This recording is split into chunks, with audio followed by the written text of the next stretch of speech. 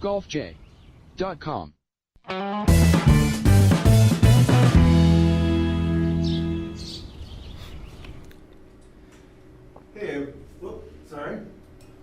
Hey everybody, welcome to the Golf J podcast on FingerLakes1.tv. I'm Jim Sinicropi alongside Rhett, Ticconi, and Doug Brown here inside the FingerLakes1.com studios on the third floor of the North Park building in Seneca Falls, New York.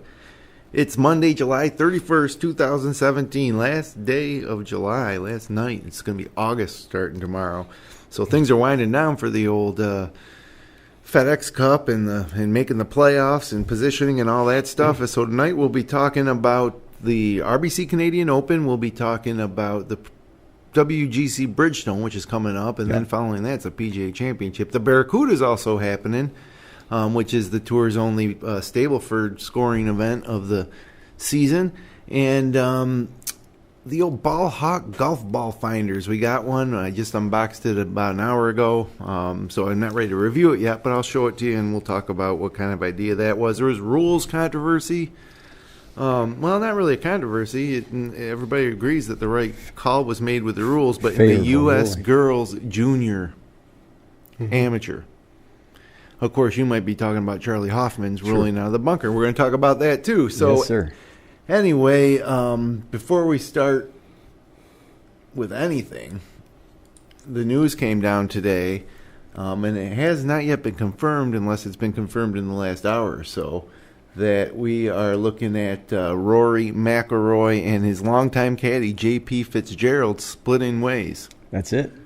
Is anything come official across the old Twitter sphere over the last hour? Yeah, I believe it is official. It's crazy, though. I mean, he just had one of his best tournaments in a while at the Open. Yeah, but they had words. Yeah, but it seems like maybe that was too much words. I mean, he's been known to give him the business a little bit. McDonald giving Rory the business to kind of get him in line, I guess, so to speak. Not in line. I don't know if that's the right way to put it. Well, he credited him in the post-game press conference for getting it on him to get him going. Right. Yeah. He said, "You're Rory McIlroy, start playing."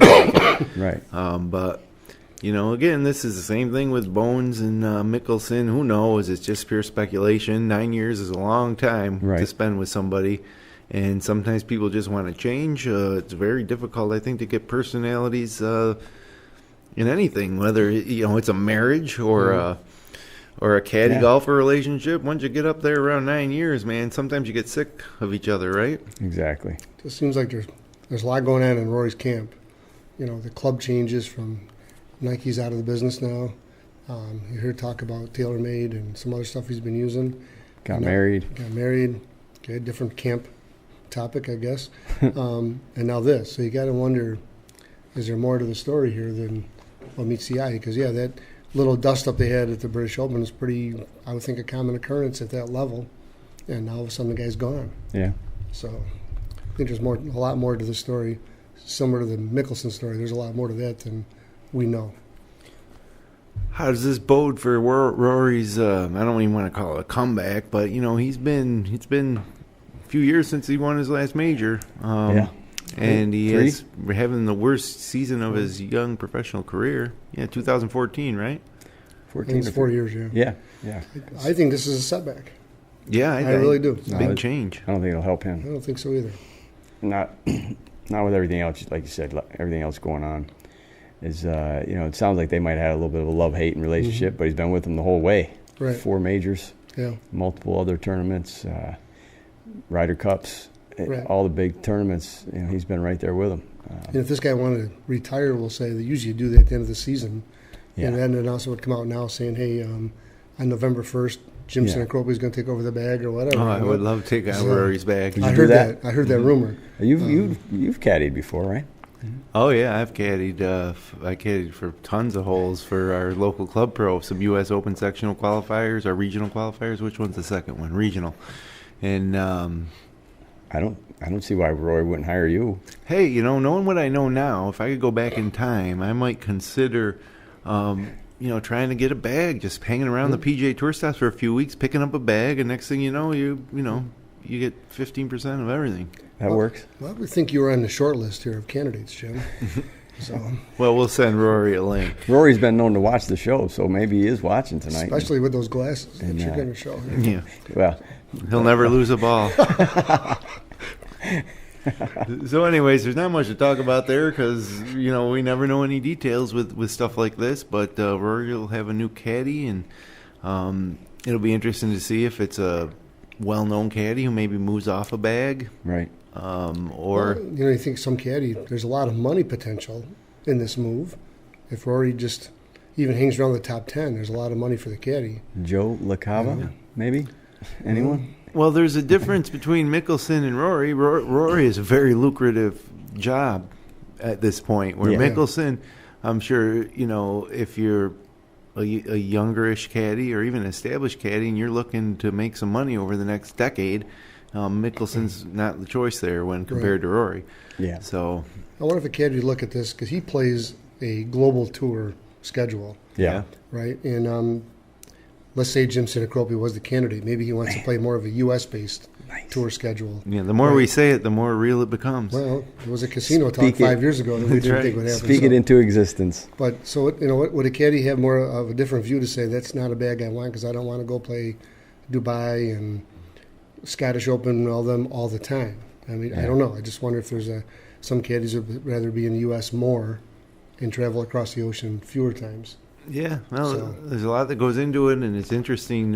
It's a game that all caddies play, and a large portion of caddies are probably not fully content with their pro that they're working for, and always have an eye open to maybe move up. But it doesn't happen a lot. Usually when a caddy moves off, there'll be a promising young player coming up, and someone would say, "Hey, I'd like you to take a look at like caddying for someone like Wesley Bryan, maybe." And but established guys like this are rare. So, Well, just another point on that. When you get to this point, when Rory coming up and Tiger came up, Phil, the the egos aren't there yet. You know what I mean? When they first get started, and then gradually the ego does take a little bit of a foothold on things, and maybe. Rory in his situation now, maybe he doesn't feel like he needs to be talked to that way, although he did credit him in the press conference. I think that, maybe he's like, hey, I got this part of it. You don't need to coach me up like that. You just tell me what club to hit and pull it. yeah, at which point someone like Fitzgerald might have said, well, you know what, then I'm done. Yeah. So it could, who knows? Like I said, we're just speculating. So let's move on to talk about this week's tournament in Canada, which Jhonattan Vegas had missed 5 straight cuts coming into Glen Abbey. His victory most recently is similar to Billy Horschel's at the AT&T Byron Nelson, where he had broken a streak of 4 straight missed cuts before winning. So it's something that's you couldn't predict it. If you're betting the DraftKings, you see somebody that missed 4 straight cuts, and you're looking elsewhere. But he did have great success winning this tournament last year, so he's now won it back to back. Came out of pretty much nowhere early in the Sunday's round, made everything, and came from behind, another from behind winner. But any player can win any given week. Vegas moves from 87th to 28th in the FedEx Cup standings, which is a huge jump considering the time of year with the playoffs just around the corner. Looking to improve on his career best 29th place finish in the FedEx Cup standings last year when he made it all the way to the Tour Championship and finished tied for 24th. And he has not done anything really this season, and now just starts rounding into form. And this is his 3rd PGA Tour win, so I mean the guy is legit. It's just you would have written him off as heading into this week as yeah, like you're saying, now he moves from 50 spots up the FedEx Cup leaderboard. He's basically guaranteed the first 2 tournaments at this point now. When he was after the second tournament, it's the top 70 in the 3rd tournament. So now he's well up the list to give himself a good chance at the Tour Championship. Sure. So, and President's Cup too, right? He moved pretty high up the 17th to 9th. So he's on the international team's point list because he is from Venezuela, and just 3 South American countries have been represented in the President's Cup since its inception, which has been quite a long time now. Yeah. Argentina had Angel Cabrera 4 times, Colombia had Camilo Villegas once, and Paraguay had Carlos Franco on the team twice, but Venezuela never. And that speaks a little bit to golf in South America. You know, it's just not much going on down there. They're talking about the international team. Like, you could start talking about South American players to win a PGA Tour event. That's a small list as well. So that's big for the country of Venezuela. Vegas has got to be their favorite son. Well, he was no doubt Olympics last year, right, for Venezuela? Yep. Which that whole target was to grow golf in South America. Yep. So, wonder how that's going. Be a little while, I would think, before we see the results of that. Is that golf course still open? So that's a good question. Yeah, I haven't heard much about it since the Olympics. Now, Charlie Hoffman is a guy who shot 68 Sunday, made it to a playoff after Vegas parred the 18th hole, and he birdied it. He had an eagle putt to win it. Loses in the playoff, and that marks the 17th time that Hoffman has had the lead or co-lead after any round on tour. 17 times he's been a leader at the end of a round. 6 times it was first round, 7 times second round, 4 times third round leads or co-leads, and has never converted any of those. He's won 4 times, but every time he's been coming from behind, and so it's another Charlie Hoffman close miss. And now, obviously, with those numbers, those stats I just gave you on how many times he's been leading an event after a round, this guy is like legit. If he could close a few more, we'd be talking about him the same way that we talk about guys like Rory McIlroy and right. Yeah. So that shows you what a shot or two on Sunday means. Yeah. Okay. From being by the look of this stuff here, he could have won 8 or 10 more times. Yeah, which is a significant amount more. Thinking about, like, is he going to be in the mix for the PGA and any other major? We'd be talking about him every week or every time we come up on a major. He's got a game suitable for all the majors. He's tough. Mm-hmm. There's just always that shot or two that seems to get him. Usually finds his way onto my roster every now and then. Yeah. Definitely. So, off the top of the show, we mentioned a little controversial ruling. Hoffman hits his ball in a bunker, and it's plugged. He gets a drop because the liner, in the bunker was kind of showing where he was stepping, so he couldn't build a stance. Now, full disclaimer, Charlie Hoffman wasn't looking for the drop initially. It was his caddy that noticed it. The rules official insisted that he does have the right to do it. And they took the drop, and then social media went crazy on Charlie Hoffman, saying he's a cheater. And honestly, it doesn't seem right. You got a plugged lie, and just because you can see some of the liner, you get to drop it. I think this is another rule the PGA Tour has to change. And it happened. When was the last time it happened this year? You guys remember? A few tournaments ago, it wasn't Hoffman. Jesus, I can't believe I can't remember. Well, I'll try to think about it, but what do you guys think? Did he deserve the drop? It's a hazard, first and foremost, in my opinion. Mm-hmm. So once that thing's cut out and it's a bunker or a trap, to me it's a hazard. So there's no relief, no, it doesn't matter what's in there, it's a hazard. So to me, you got to hit it from where it lies. Well, it's like... I don't think he cheated, though. Sorry, Rhett. No, that's fine. I don't think he cheated because the officials were involved.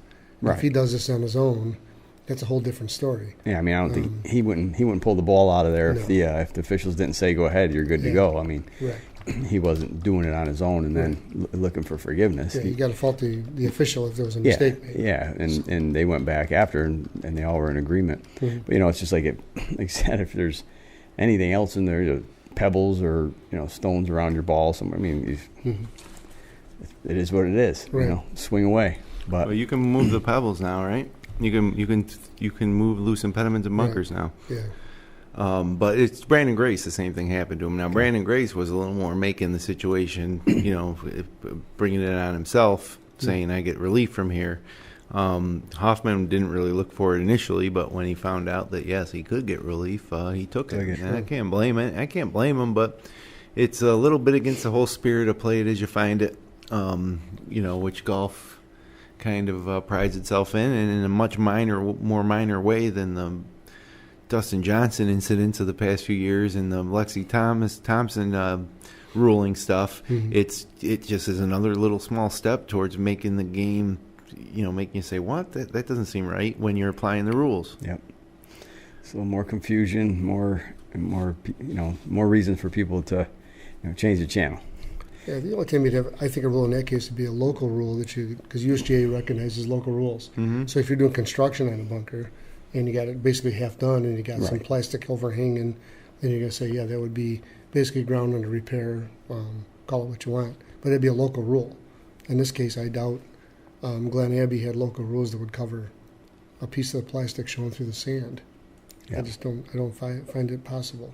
But again, if the official was involved, Charlie Hoffman's not at fault.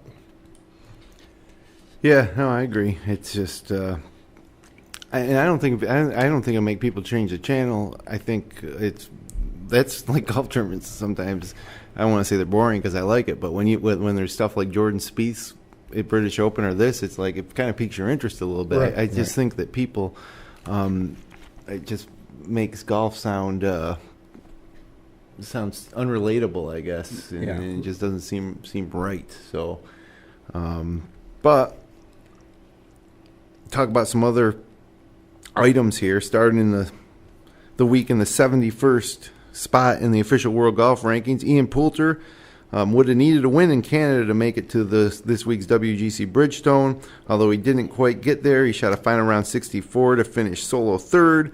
Continuing a revival that began with his runner-up finish at the Players' Championship earlier this season, and here comes Ian Poulter. I'm glad Ian Poulter's doing well. I'm enjoying this. He's good for golf. Yeah. He's flamboyant. He's abrasive, I guess. He's polarizing, whatever. But he's taking advantage of his opportunity, and I think he's doing very well. I think. He's kicked our butt a couple of times in some Ryder Cups, which probably offends us as U.S. guys. But I agree. I think he came out with the crazy hair, and his clothes were colorful, and then he got his own clothing line, and he made it even more colorful. And he's always been loud, but he's played good golf. You would have thought he'd probably have won more tournaments over the course of the years that he's been playing, but he's definitely toned it down. He hasn't. He's not he hasn't come across as brash as he used to. Right. And I know, following him on Twitter, he was a really loud and obnoxious follow for a while, and then he's calmed down. But he does a lot of good charitable work, and he lives in the States full time in Florida, and he does a lot of good things down there. So, I used to not like him at all, and I really kind of warmed to him as a golfer, and was glad to see him do well at the Players, and then has kind of really had a great summer. Yeah, I go back to got back on track. That Ryder Cup, and I single-handedly took it over. Yeah. And actually, we've lost sound here or something. I believe they win that Ryder Cup because of him. Oh, yeah. All right. No doubt. It was impressive to watch. And no question. Certainly I want the U.S. to win, but I'm impressed by good golf as well. Yep. And he certainly played great golf. Yeah, he did. And he took it to us, and I think the other guys rallied behind him. And I think that cup was on U.S. soil without his play. Yeah. Especially the last 2 or 3 holes of the one match against Phil. Right. And that was Dustin Rose. Took Phil down as well. Maybe that was on Sunday. So. But, with his charging, his fist pumps, and all that kind of stuff. Yeah, he's phenomenal. When it comes to that, his resume and career alone could be just talked about based on Ryder Cups, right. And would still be, I don't want to say I don't want to go that high, but Hall of Fame worthy. But consideration. Yeah, especially when you know how much the Ryder Cup means to all of us as right. Americans, Europeans. But there's something about the Ryder Cup over there when that team gets together, and he has led the charge quite a few years out in amongst that group. Sure has. He sure has. Yeah. But all in all, good to see him playing well. Not good to not see you, though, Rhett. We got a little camera problem going there on the middle of the screen.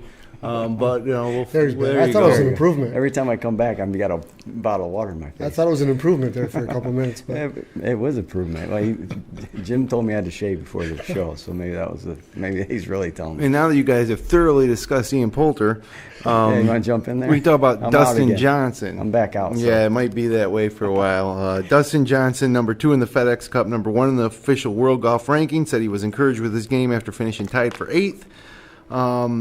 He led the field in greens and regulation, 57, 72 greens, and he's heading into the WGC-Bridgestone Invitational where he's a defending champ. So are we about to see a little resurgence from DJ maybe just in time for the...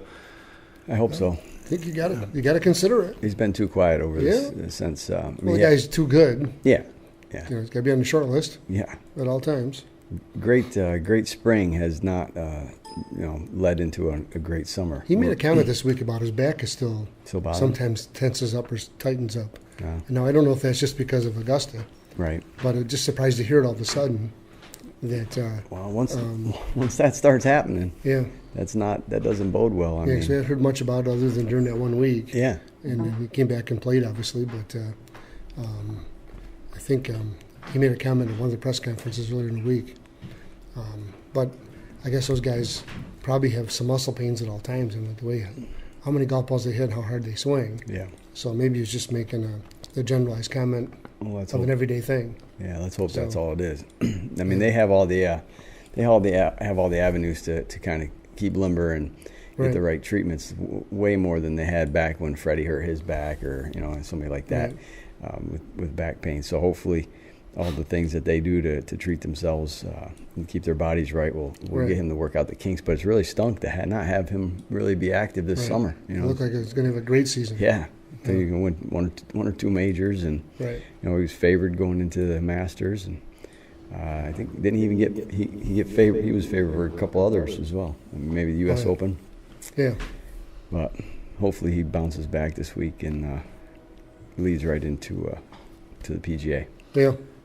Well, I like the Canadian Open. I like. It's a national championship. I always like that tournament, and Jhonattan Vegas obviously likes it just as much as I do. Yeah. I like Glen Abbey as well. I think it's a great golf course for that. Yeah. Nicholas designed it for that reason, and it really has paid off. And one final thing before we get off of this, if you're that 18th hole where guys are hitting driver 9 irons, that's not a par 5. It's a par 4. Why do they call it a par 5? Right. So I guess the par's irrelevant. It is, ultimately, but... And obviously, I didn't look at the layout of the overview, but they must be able to not stretch it out any. Yeah. Must be landlocked behind it or something. Because to build a tee 50 yards back is not as challenge unless you're landlocked. So, but it does... If you hit an 8 or 9 and it takes away the theater part of it, somebody maybe banging a 5-wood over the water, over the bunker, and it stops, or they dump one someplace. Yeah. So... Yeah, no, I get it. It's exciting. I get why it is exciting. So, birdies and eagles. Yeah, but everybody in the field can hit it in 2, right? Because if somebody's hitting a 9 iron, the short guy's hitting a 6. Yeah. 7, 8. I don't know, 5. They're all getting it there for sure. Just a matter of the sound effects in the background. It's a matter of getting to the pin from. We got a train coming by. Maybe. We got Rhett's camera down. We got him on the temporary cam over there. But I've never had so much coverage. Yeah, you're getting all the airtime tonight, buddy. This train is the first time it's come through since we've been doing the show. So. First time was like 10 minutes before. Yeah, it comes in 2-3 times a day, and there's no rhyme or reason to it. So just like your camera. It's my camera. Looks like I got a curtain in front of my face or something. So. Be a good time now to share with you the Ball Hawk golf finding glasses. And I opened up the package that came. It was at least 2 weeks from when I ordered it. When I got it, I got it from their official website. And you may have seen these on social media being promoted. So I figured, I'll grab one. I think it was $21.97 is what I paid for it. I'm looking forward to seeing you out on the course with these bad boys. And the idea behind it is, so it comes in this carrying case and. These handy lens cleaners, but All it is this little plastic. It's like when you go to one of the rides at Disney World that are 3D or something. But they're blue, supposedly when you put these things on and take a look, like everything's blue now, but all the whites pop. So looking good. Brownie's hat over there, like I can't really make out your face, but I see your hat clear as day. It's an improvement. And so I'm going to give them a try. So you're not going to buy any Velvet golf balls from me then and wear those glasses? Yeah, I don't think they'd work as well. I don't know if they're going to work at all, but I'm going to give them a try. And if it doesn't work out, they just look so great. Stay tuned. Those I bet will be really good for you in the fall, when the leaves are out and the grass is up a little higher. Like right now, I got all kinds of cameras, I got all kinds of looks going on, but. Back to those glasses. I think you're going to get some good use out of those. And in the worst case, they'll definitely block the sun out because they'll look very dark. I don't think they're bad looking. They got the little wraparound shade to it on the side. Well, David Duval look a little bit. Absolutely. I don't think it's a bad look. I'm just curious if they work. Duval's. I'm curious if they work. I have no idea. I haven't brought them out on the course yet. You should try to drive your vehicle, see what that does too, just in case. Yeah. It might be I don't know. But if all you can see is my white hat, then maybe driving the vehicle is not a good idea. If they do work, well worth the $21. Absolutely. Like, you know how frustrating it is looking for golf balls? You find 3 golf balls, you paid for them. No doubt. Yeah. And it's just the time savings and the frustration. They've got kind of like that black light feel to them, you know what I mean? Where you everything that's, light colored, just real bright. You look like you got a black light on your face right now. Yeah, I feel I'm in a different world than you guys right now. Now, my only concern too with this thing is that you hit a ball. When do you break the glasses out? Like, I'm not going to take these out of my bag and set them up front of my golf cart every time for the off chance we might be looking for a golf ball. But when we do, like, how long will it take me to get them out? Will I get them out right away or wait till we already struggle? You only get 5 minutes, so throw them in the tray.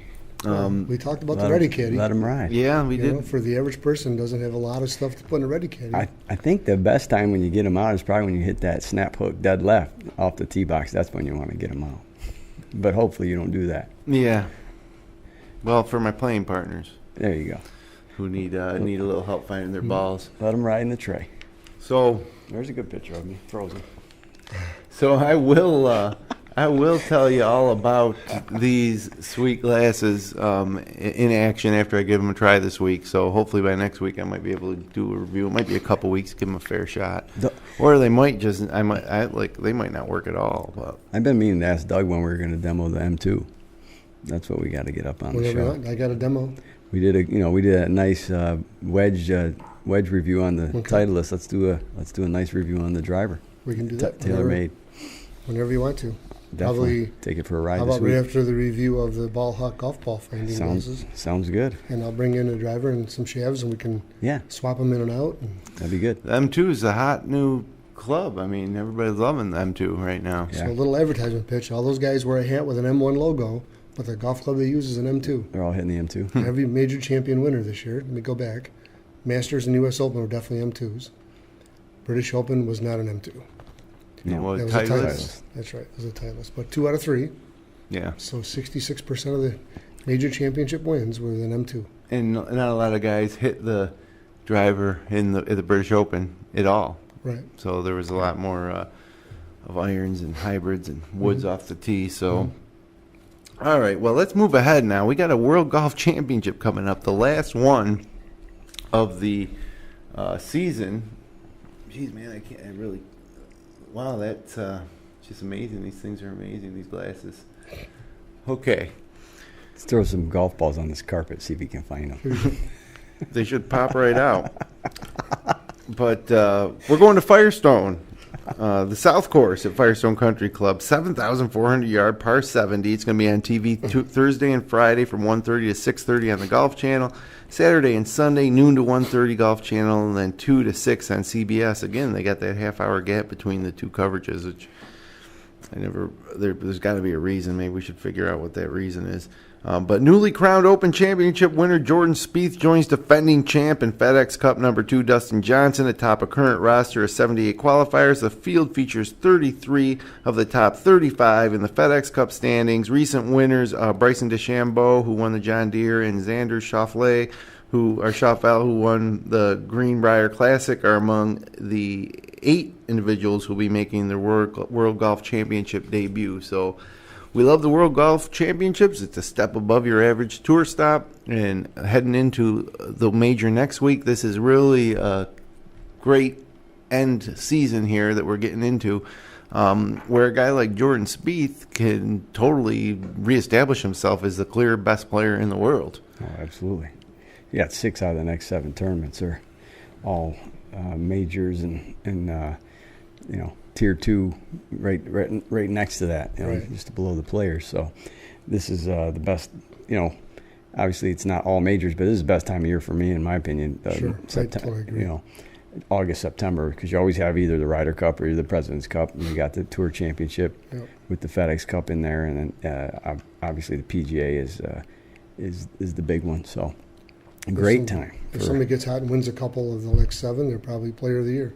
Oh, yeah. I think it boils down to that. Absolutely. You had some guys got hot early and some other guys got warm now. It is a toss-up. Yeah. As far as Player of the Year would go. I mean, Spieth's back in the discussion. Dustin Johnson was in the discussion from the start, but he would obviously need to play really well coming back. And, a host of other players, all these first-time winners, that if they can win 1 or 2 with a strong FedEx Cup, they got a case.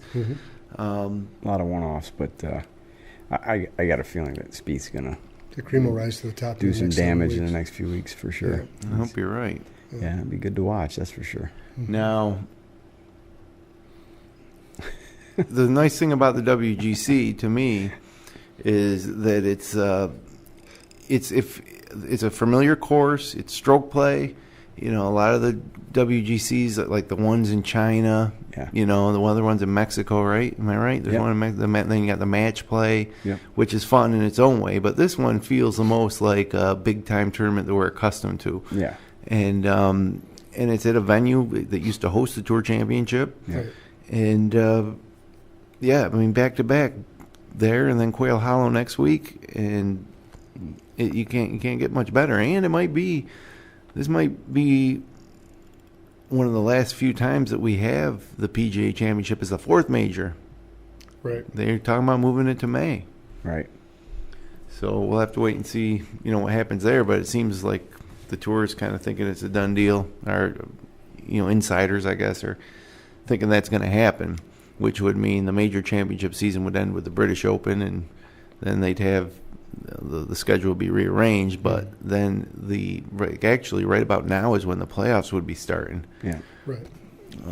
Leading up to a Tour Championship that coincides with Labor Day weekend. And, a mere 8 weeks from now, the 2018 season will start. With the first week of October of 2017.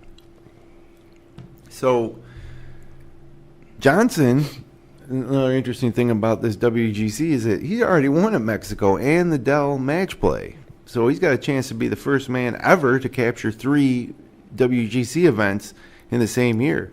Tiger Woods owns 18 World Golf Championship titles, but he never won more than 2 in a season.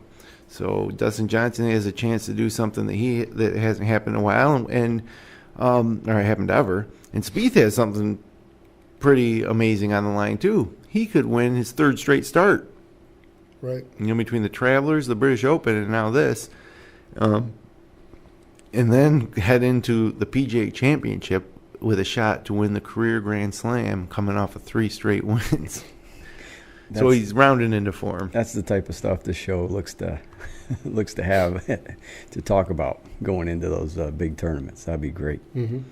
And of course, Rory McIlroy's coming to the event with a Jim new caddy. Who knows? You got your plane tickets just in case? Did you buy anything? Well, he'd send a jet for me. Well, that's true. I would think. Well, maybe next week. So. Not the only. Well, do you want to give picks? You want Picks Yeah. to win this week? Absolutely. All right, let's do it. Right, you start out while your camera's still hot. I'm going Jordan Spieth. Let it keep rolling because he might do some things this fall that we've not seen before. So I'm going to jump on that bandwagon real quick here. All right. Brownie? I'll take Brooks Koepka. Oh, yeah, why not? Why not? Why not? Hard to argue. And I'm going to go with Dustin Johnson. I've not been too high on him, but tied for 8th, the Canadian. I think he's trending. He's coming back to a place he's comfortable. And, so obviously there's our 3 popular picks. I want to pick Spieth, but I really feel like he's going to win at Quail Hollow. And I don't know. I think if he wins this week, there's less of a chance he'd win at Quail Hollow. So it's not that I don't necessarily think he's going to win. I kind of almost hope he doesn't, just so he wins at Quail. Both. We got to see the setup for Quail Hollow. That is a typical U.S. Open setup. Yep. Yeah. Thick, rough, and tight fairways. So if that's the case, I'm not going to be talking about Jordan Spieth next week. It's also they have a regular tour event there, which Right. I'm drawing a blank on right now. What's the? It used to be the Greater Greensboro Open. It's It's called the. I'll come up with it it too. was the Wachovia, and now it's the is it Quick? No, it's not Quicken Loans. No, jeez. I had this discussion earlier today too. Yeah, they changed it. Let me find it. So, anyways, I'll get it. it's a course the players are familiar with, but the setup should be a lot different than they're accustomed to Right. with the regular tour stop, Yeah. which is the it's on the tip of my tongue. I'll find it for you. Let's see here.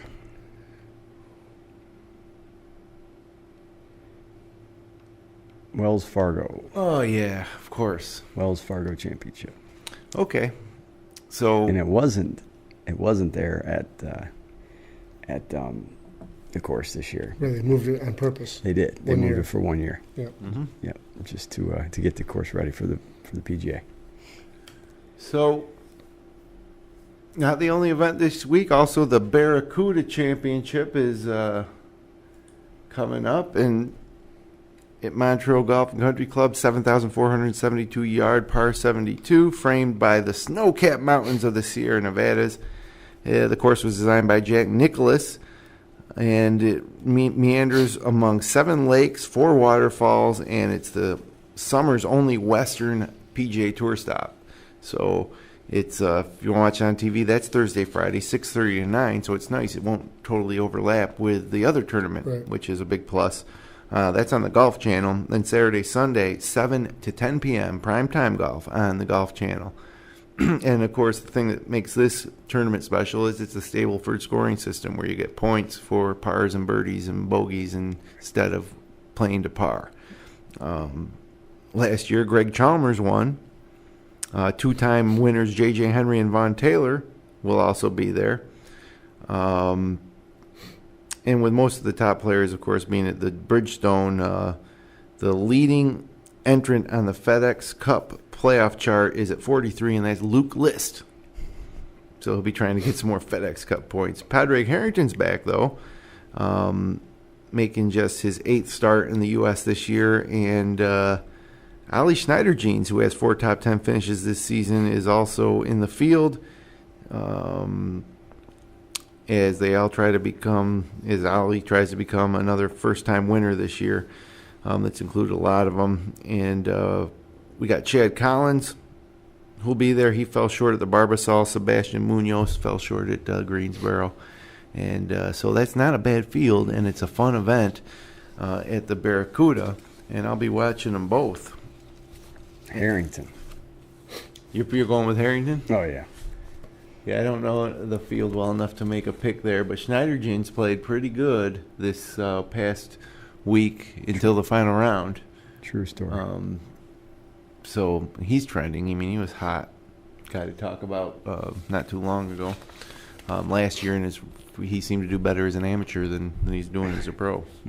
We talked about him more recently than Padraig, put it that way. Yeah, that's true. So 2 events this week. And then we really start to wind things down. Stretch drive here, wrapping up the season. PGA Championship at Quail Hollow, followed by the Wyndham Championship, followed by the PGA Tour playoffs, where the top 125 in the FedEx Cup playoffs will take on the Northern Trust Open at Old Westerbury, the Glen Oaks Club. That's August 24th through 27th. And then the playoffs move to Boston for the first week of September, 1st through 4th, Dell Technologies Championship at TPC Boston. And then out towards Chicago on September 14th and 17th for the BMW Championship at Conway Farms. And then finally, September 21st through 24th, it'll be the Tour Championship at East Lake Golf Course in Georgia, followed by the President's Cup at Liberty National in New Jersey. And so, we're about a little less than 2 months from the end of the PGA Tour season. And then it starts up again a couple weeks after the President's Cup, right? Right. So left ourselves plenty of time here to talk about what happened at the U.S. Girls Junior Am semifinal match between Erica Shepherd and Jennifer Chang. Shepherd won. It was a great match. Both girls played good. And then on the 18th hole, Chang had a putt to win the match. Missed it. It was about a 6-footer, and she instinctively reached up and raked the ball back to putt again, because in match play that putt would obviously be conceded. But her opponent, Erica Shepherd, didn't have time to concede the putt. And so the USGA officials that were officiating that contest basically said the match is over. And Erica Shepherd said, I'll give her the putt now. In retrospect, I don't want it to end like this. I'll give her that putt. And they said, sorry. And that's that.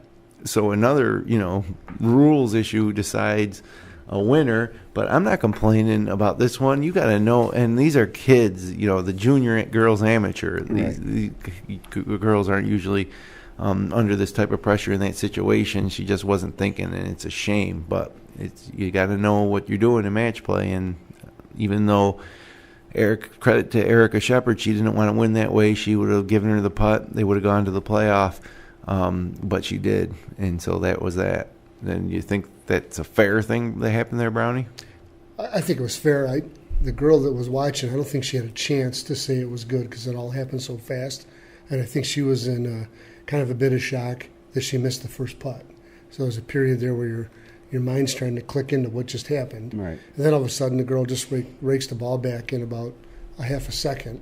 And the USGA official was right there. The girl, the opponent never stood up and said, hey, wait a minute, I never gave you that putt, or made a big scene out of it. The USGA took control of the situation.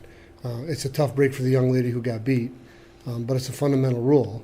And, match play is different than medal. If she does that in medal play, she's still banging it around until she knocks it in the hole. Right. She'd get a score. But in this case, she went from a putt to win to losing the hole. All right. Right, which is bittersweet. All right. But I give the other girl props for saying, I got no problem conceding, and we'll go to sudden death. But in golf, this rule's black and white. I think it's a very fair decision. Unfortunately, it looks harsh. Yeah. Because you are their kids. If you remove all that from that story, it's the way it's played. And typically you hear them real quick. You're loud and you're assertive. That's good, or pick it up. Yeah. Because the other girl's usually going to take it and walk to the next tee box. Yeah.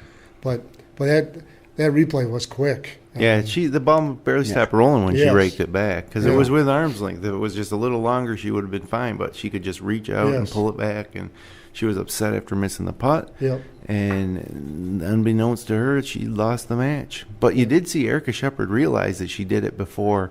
You can see the look on Shepherd's face when she pulled it. Like, I didn't give her that putt. Right, like what just happened. Yeah. Right. Yeah. So she knew something was up. But she again, didn't run out on the green and with a penalty flag or anything like that. Yeah. But you're right. I saw the look on her face, and she was shocked at what she was seeing. It took a couple seconds, I think, to get into her head. Yeah. But, again, the USGA controlled the situation. Yep. So. Yeah, I thought they handled it well. See, I think if this girl goes on to be a very successful LPGA player, we'll remember those events. Sure. Like the girl who missed the short putt at the used to be called the Dinah Shore. Right. I think she finally won a tournament here in the last week or two. But she's got this major championship 6 inches away from her. Yeah. And she lips out. She's got to hoax it. Yeah, and who knows, maybe never wins again, but that would have been worth a lot of money to her. This was not a money event. Yeah. But, hopefully both girls learn from it and become, good spokespersons for the game and the rules and better players because of it. Now, is it just me, or is are there rules infractions over the past couple years at a pace? Like, I've never seen so many rules decisions or issues surrounding rules come into play and who wins and who loses tournaments. I think we're just hearing about them more. This situation that we saw in the girls must have happened some other time somewhere. Yeah. But now we got cell phones with cameras. We got TV cameras out there. Like on the tour, there's 80 cameras on the final group. They can't scratch their calf without getting caught. Right. So I just think we're seeing more of it because it's more available to us to see. No doubt. That's all. So.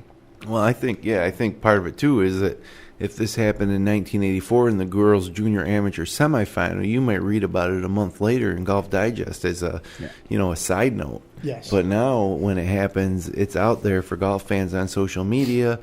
And we got Golf Channel that's always looking for something interesting to cover. Sure. And so we just hear about it more. Well, it's like you said too. I think with not only Golf Channel, but just the rise of golf in popularity. How many times a long time ago or 10 years ago was that tournament going to be even on TV? Right. It's like the girls' junior am. Now, boys' Fox junior is am covering even. it. Yeah. So I mean, it's changed the dynamic of all of that as well for the kids. You So wouldn't even know about it. Lesson learned though. And who knows if there's no cameras and no officials there? That girl said, "Oh, that was good anyways."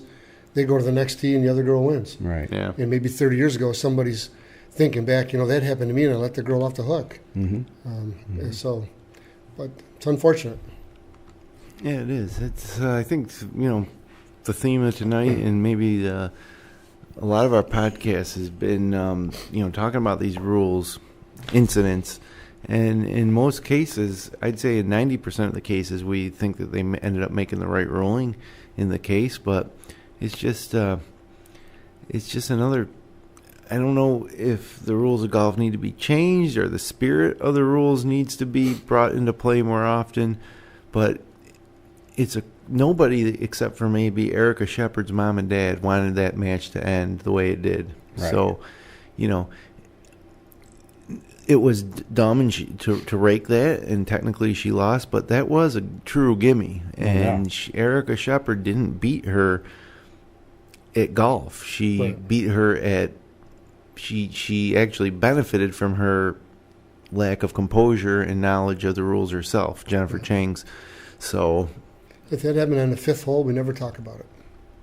Yeah. Well, she has time to make up for it. There's just such a finality about it. It happens then, and it's over.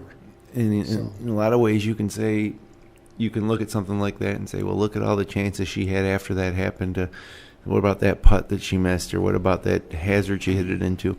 Whereas that was it. It was over, and you're right. She had a putt to win, and then she lost the match. Like when Erica Shepherd was watching her putt to win, she couldn't have in her wildest dreams imagine any scenario that she was walking off that green as a winner heading to the finals. No doubt. So it's crazy. So anyways, how's everybody's personal golf game? You haven't been playing very much. It's been a busy few weeks. I'm hoping to get out a few times this week. We'll see. So it's been non-existent, pretty average. But I have been hitting those wedges good. I will say that for all summer since I got those wedges. Good. The Vokes? Yeah, Yep. I love them. I love a little bit heavier.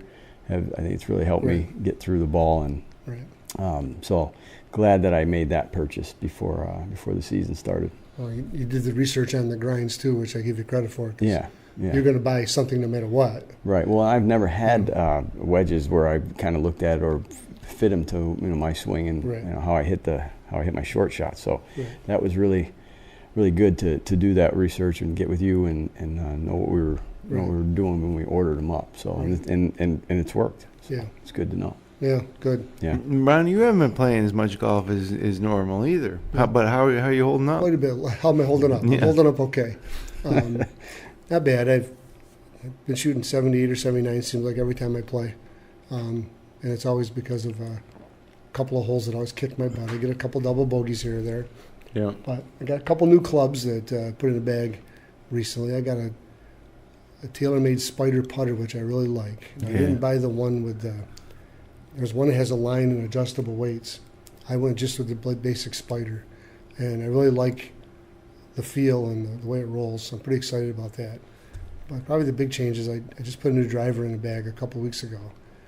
If you go back a year ago, I went into the club championship using a 907 Titleist driver, which is now about 10 years old. Yeah. Right? That's the same driver that's in my bag. And it was epoxied together, all kinds of stuff. That's the one that broke during the championship.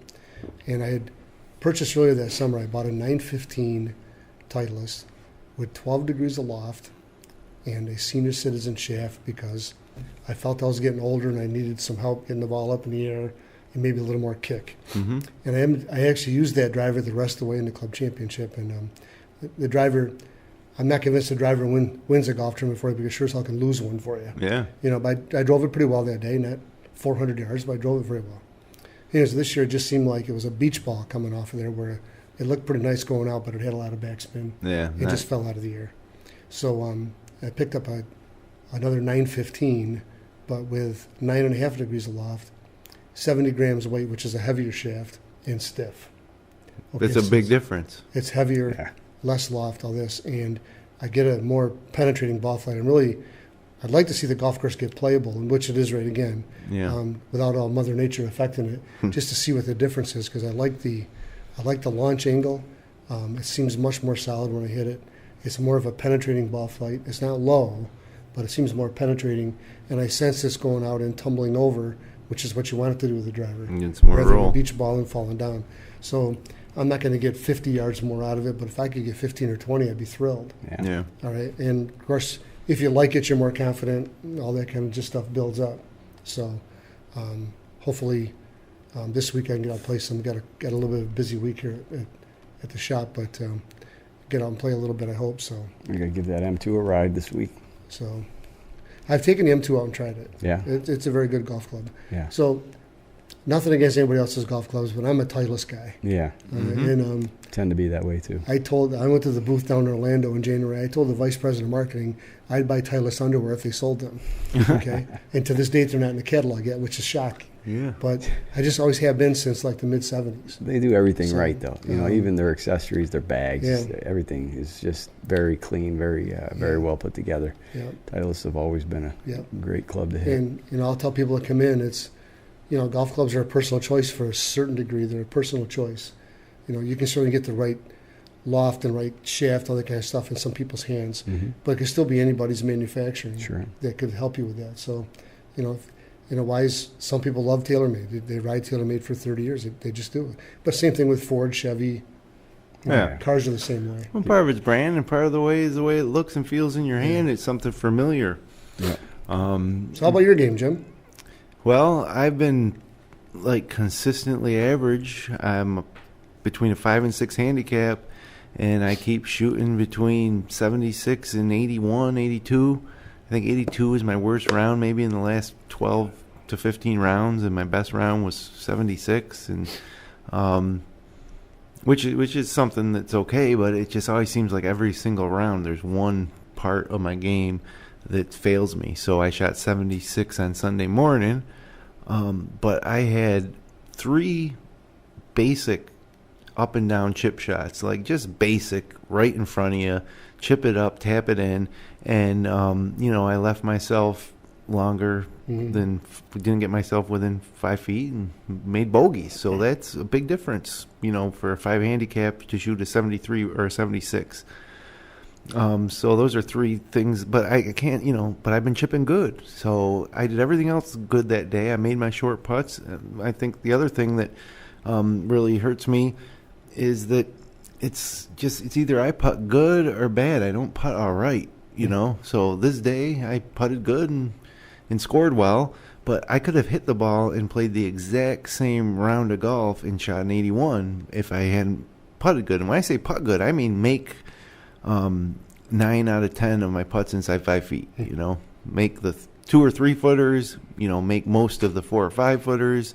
Roll one in outside of 10 feet. That's a solid putting day for me. So, So yeah, I don't know. I think it's all right there. I just gotta, and I think the putting is mostly confidence. I tell you what, I was down on the putting green earlier tonight, and I had one of the spiders in my hand from somebody else who was putting, and I've grabbed it before, and it's been a while because I'm not too excited about spending $300-400 on a putter right now, and I'm pretty happy with my even roll. But man, you're right. What a putter! I mean, there's a reason everybody's using it right now on tour. Thing's awesome.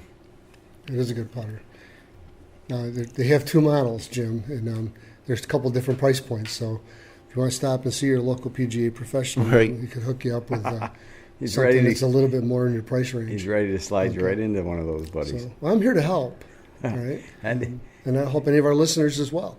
Well, you did save a few bucks on the even roll. Yeah, well, it's hard to resist something that felt so good. Yeah. And I don't necessarily feel bad, but it's just and it's happened to me before. I've put one of these spider putters in my hand and just set it down and knocked it right in the hole from 5 feet without even thinking about it. That's what's good about the putter. I think it just makes you feel like you're lined up, and it swings back and forth so straight and true, and puts a good roll on it. So yeah, it's tough. It's tough to resist. Pays for itself in 5 nitro events. Yeah, that's right. Okay, Just win a few skins and you're all set. Guaranteed to make every putt, so you might as well just jump on it. Well, got to apologize to our loyal listeners for the technical difficulties tonight. It happens sometimes, but we fought through it, and really we spared in my ugly mug anyways. Have a great show coming up for you next week. We had the Canal Cup review to next week's agenda. Yeah, this week right? this Sunday is our local Seneca Falls Country Club versus Silver Creek Golf Course Ryder Cup style matches. Doug's been the captain of our team for 10 straight years, I'd say. Probably, yeah. And he's undefeated. Wow. And never lost the Canal Cup. And but he's stepping aside this year for Ben Wong to be our captain. But it's always a fun day, and so we'll tell you how that went. And it's really something that I think that anybody that's listening who's a member of a club at a golf course, you might want to try to set up with a neighboring course. It's just really fun. There's some team aspect to it, the camaraderie. So we'll let you know how we did as we go for 14 straight on Sunday at Silver Creek. The good news is this year the cup came up missing, but we found out early and got it back. They only had it in their possession for a day or two, but there's been some pilfering of that cup. So, but we've got it back in our possession. It's got wires to it, so if anybody touches it without it being disconnected, alarms to set the alarm off. Get a couple million volts. Now, do you guys do full-on Jordan Spieth and drink Jaeger bombs out of it afterwards? Yes, and all that stuff? Well, something always gets, usually orange bombs. Yeah, last year orange bombs got drinking out of that. But we've had beer, champagne. All right, I like it. We wash it first. Please. Okay, well, we do. So the cup has stood up. That cup's got to be getting close to 20 years old itself, because the first matches. A couple years we missed, yeah. I'm going to say had to be 17, 18 years ago. Yeah, I would agree. It was a while ago. So, but we'll tell you all about it next week, including, as I mentioned, all the action at the Bridgestone, and we're going to preview the season's final major. So it's really getting down there. You want to tune in next Monday night. But thanks for spending time with us tonight on the Golf J Podcast. Connect with us online at Twitter, at the Golf J, on Instagram, at the _Golf J, on Facebook, at Facebook/Golf J. All of our episodes and the best of the wide world of golf on the web can be found at golfj.com. So we'll be back next Monday night. Until then, everybody, be sure to hit them long and not often.